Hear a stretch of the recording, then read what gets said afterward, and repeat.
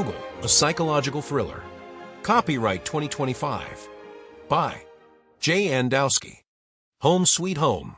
Good evening, Mr. Brighton. As your requested dinner is being served on the north balcony.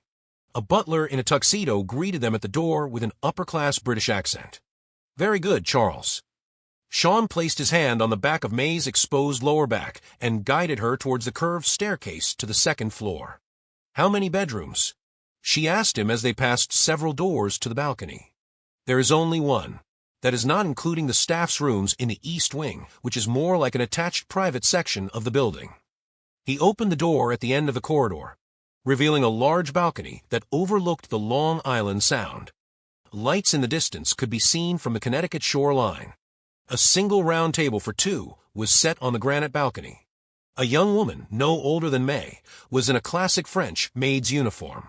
Not the Halloween sexy type women would wear to parties, but an authentic professional style, maid's uniform, attractive, but dignified. She was just finishing settling the table. Seeing Sean, she gave a slight bow of her head. Bonsoir, Monsieur Brighton. S'il vous plaît, demandez à Charles d'apporter une bouteille de champagne bien fraîche. Sean replied. Bien sûr point un apéritif. She asked. Caviar d'Austria. He replied to the maid as he helped May sit at the table. He then took his seat across from her. And you speak French? May pointed out. Yeah, a working knowledge of it. He did not brag. Any other languages? She took in a deep breath, enjoying the sea air. I have survival-level Mandarin and German. Some Japanese I picked up from Rico. Yet, you never went to university. May was surprised. May, one does not need to spend $340,000 or more at a university to be educated. He explained to her. You can do it at the cost of a few good books, talking to the right people, traveling to the right places, paying attention to what is happening in the world, and thinking for yourself. Most importantly, thinking how today's actions can lead to tomorrow's. Studying history is a major first step. Understanding how we got to where we are, the what-ifs, help you predict what could be and might be. Is how I made my fortune. You do not need an expensive piece of paper from a brand-name school to achieve that. Brand-name school? She inquired, just as Charles entered with a bottle of champagne in a chilled silver bucket that he placed on a stand near the table. While Charles filled their goblets, the maid entered with caviar in a small serving bowl on ice. The ice dish was surrounded with thinly sliced pieces of fresh made bread. Your Ivy League schools, your Harvard, Yale, Princeton, Columbia, etc. Brand-name schools. They are no different than designer labels on expensive fashion. Just like expensive fashion, they are only meant to impress others. How is that? She found his views different and fascinating. Okay, he decided he could be straight with her. Consider the dress you are wearing now. It is a $3,000 dress, but does it cover you, protect you from the elements any better than something off the rack at Walmart? No, she had to confess, but it is beautiful. The silk is comfortable. You can buy a silk sari for less than $100 in India. It costs $3,000 because you are paying $2,900 for the label inside it. Understand my meaning? May paused. She had never thought of it that way. Strangely, her mind drifted to John. He was not rich, he could never buy her a designer dress, but he did work for a job, so she was fed, clothed, and had basic modern comforts. She did not like where her mind was taking her. She changed the subject. Is your mother cooking for us again? She took the small mother-of-pearl spoon and scooped out a helping of the caviar. She gently spread the caviar on a slice of bread. My mom never comes here. He matter-of-factly replied, Sergio is on duty tonight. Oh, and yeah, I do know a bit of Italian too. It's just not as strong as my English.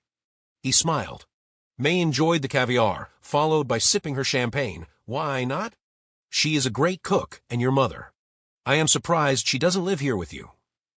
His face looked uncomfortable with the thought of his mother living with him. No, she doesn't and she never will. She is lucky I employ her at all. She has an apartment on a lower floor of my firm's building.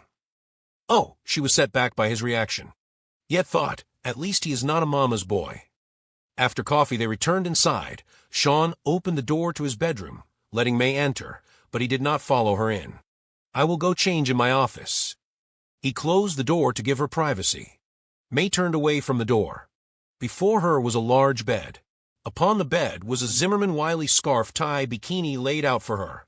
He was waiting for her at the top of the staircase when she emerged from his bedroom in the designer bikini. For the first time it was Sean that looked impressed. "I have to admit, you are stunningly beautiful." He approached her cautiously and reached around her with both his arms. May softened her eyes and looked up at him, expecting him to draw her into him and finally kiss her. Instead, he took the large beach towel he was holding and wrapped her gently in it. "Ready for a nighttime dip?" Saying nothing, she nodded yes. He took her hand and led her down the stairs and out the south side of the house that opened out onto a patio with a large swimming pool shaped like a natural pond. It was all lit with underwater lighting. A waterfall that seemed like a natural rock formation that was also lit emerged from a landscape. Its waters cascaded down into the pool. The sound of the waterfall added to the magical atmosphere.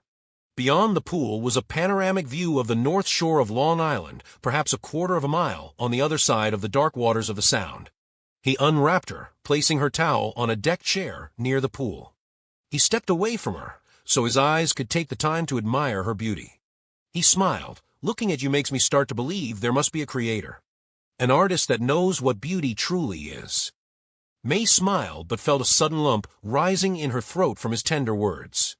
She wanted to cry. All of this, the estate, Sean, the night, were beginning to overwhelm her. She got a hold of her emotions and held back the tears. "So, who's the designer of your swimsuit? You two look wonderful in them." "Mine." He looked down at the navy blue boxer swim trunks he was wearing, I am not sure, off the rack from Walmart's webpage. He did a spin to show off the fit. He asked her, "Sexy?" May laughed, extremely.